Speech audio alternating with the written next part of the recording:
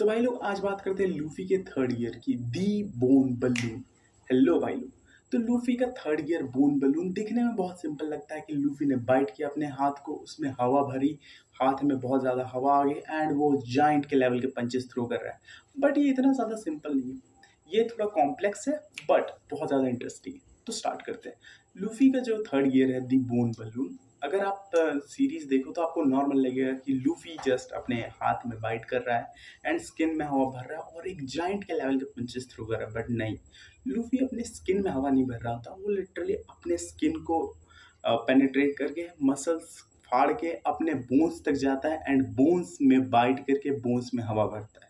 Like वो literal bones में हवा भरता है एंड एज कंपैरेटिवली अगर स्किन और मसल्स की बात करें तो बोन्स हार्ड होती हैं, ये बात सभी को पता है। तो इसलिए अगर वो स्किन में हवा भरता, मे बी जो उसका गम गम बलून होता है जब वो कैनन बॉल्स डिफ्लेक्ट करता है, जब वो फूल जाता है एंड कैनन बॉल डिफ्लेक्ट करता है, तो कुछ ऐसा होता अगर वो अपने स्किन में हवा भरता। बट सिंस वो अपने बोन्स में हवा भरता है इसलिए उसके पंचेस थोड़े हार्ड हो जाते। बट सिर्फ यही रीज़न नहीं है। अगर आप बोन्स का स्ट्रक्चर सही से देखोगे तो आपको पता होगा बोन्स में इतनी जगह नहीं होती कि हवा चली जाए। बट लेकिन अगर आप बोन के स्ट्रक्चर को माइक्रोस्कोपिक लेवल पे या थोड़ा ज़ूम करके देखोगे तो आप देखोगे उनमें भी गैप्स होते हैं, एयर कैविटी होती है जिसमें हवा भरी जा सकती है।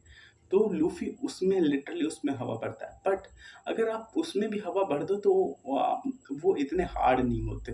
अगर आप किसी चीज़ में हवा भर दो, लाइक आप बलून में हवा भर के किसी को मारोगे तो उसको लगेगा नहीं। बट लूफ़ी बोन में हवा भरता है, बट वो सिर्फ हवा नहीं भरता, कंप्रेस्ड एयर भरता है।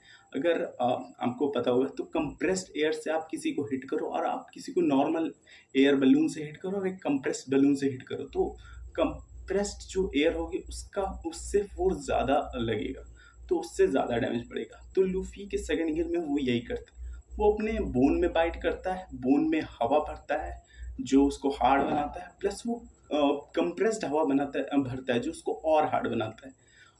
यही रीजंस है कि लूफी अपने थर्ड ईयर दी बोन बलून में जाइंट के लेवल के पंचेस थ्रो करता है। अब बात करते हैं लूफी इस थर्ड ईयर के साइड इफेक्ट्स की। तो जब हम प्री टाइम स्किप में हमने देखा था थर्ड ईयर, फर्स्ट टाइम ये हमें दिखाया गया था एट एनीज लॉबी। तो वहाँ दिखाया गया था कि इसका साइड इफेक्ट है कि जब लूफी यूज़ करेगा, एक तो वो 1 मिनट से कम टाइम के लिए यूज़ कर सकता है एंड जब जितना टाइम वो यूज़ करेगा उतना टाइम वो श्रिंक हो जाएगा, छोटा हो जाएगा, जिसको हम जीबी लूफी बोलते हैं। तो ये उसका ड्रॉबैक है। एंड थर्ड ईयर में लूफी का ज़्यादा फोकस होता है ब्रूट स्ट्रेंथ पे।